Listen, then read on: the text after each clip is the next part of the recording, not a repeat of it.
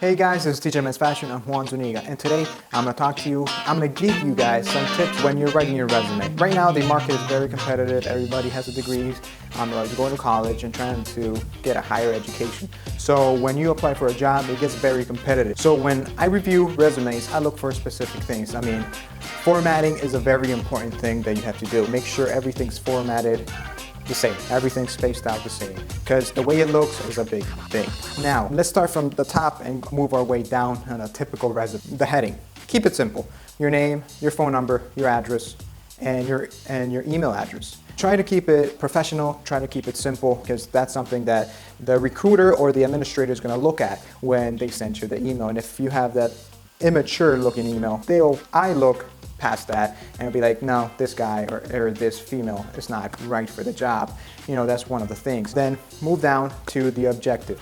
Some people don't like it, some people do. Some people leave it out, some people put it in. I don't care for it, I don't look at it. It's very generic. Most of the time it's very boilerplate and people just try to look for something online and put it there. But basically, if you put the objective there, make sure that it's something that is focused for the job. Talk to the administrator basically in a few sentences of why you want that job, basically what you're looking to get from that job, etc. Now let's go down to your education. Education is very important. However, make sure that it's relevant to the job. For example, if you're going for a position as a lawyer or a paralegal, don't put a degree in biology. It's something that is not very needed for that position, and make sure to keep it simple. If you don't have a high GPA, if you have a low GPA, don't put your GPA on there. It's really unnecessary. Make sure if you put a GPA on it, make sure it's over a 3.5 and you graduated with honors.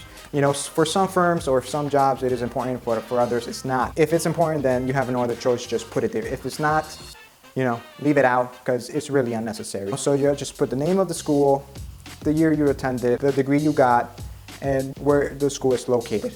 From there, move to the job descriptions or your work history. That's the most important part, and that's the part that you have to focus the most of the time. The work history is where you put your past jobs, and also make sure, like I said, for education, that you put relevant jobs. If you worked as a bartender back in the past, it really is not important for a position in a marketing firm or at a law firm. So put jobs that are relevant. If you're going for a law firm, put jobs that you worked as a paralegal or a legal assistant, as a lawyer and an associate, or etc. So make sure they're relevant jobs. And after you put the name of the firm or wherever you worked at the company and your position, make sure you describe what is it that you did, and make sure that it's oriented as well to the position that you're looking for. If you're looking for a position as an administrator, make sure that the description is talking about things that a regular administrator would do. So like I said, make sure that the work description of your past job are relevant to the job that you're looking for. Then move down to skills. This is an important part. Make sure that the skills that you put there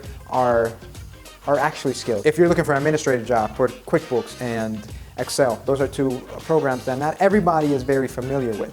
Even though Excel is in a lot of our computers nowadays. So make sure that you put skills that are verifiable and they're actually skills. For example, there was this guy that came in and his resume said that he knew French. He was asked, how much French do you know? And this guy really just knew how to say hi, hello, how are you, what's your name, do you speak English? It was very limited, but he still said that he knew how to speak French. So if you know a language, make sure to put how proficient you are. If you're a beginner, intermediate, or expert, or advanced, whatever you want to call it. So that's another thing that you have to worry about. Make sure that is verifiable and is a skill that is actually a skill. And another thing that I want to tell you, keep your resume between 1 or 2 pages. If you see that your work experience is so long that it can take 3 pages, put the ones that, the most important ones, the most recent ones. And, on your cover letter, you can say that you can give them a more expanded view of your resume if they need it. But keep it to 1 or 2. Most people like it just 1 page.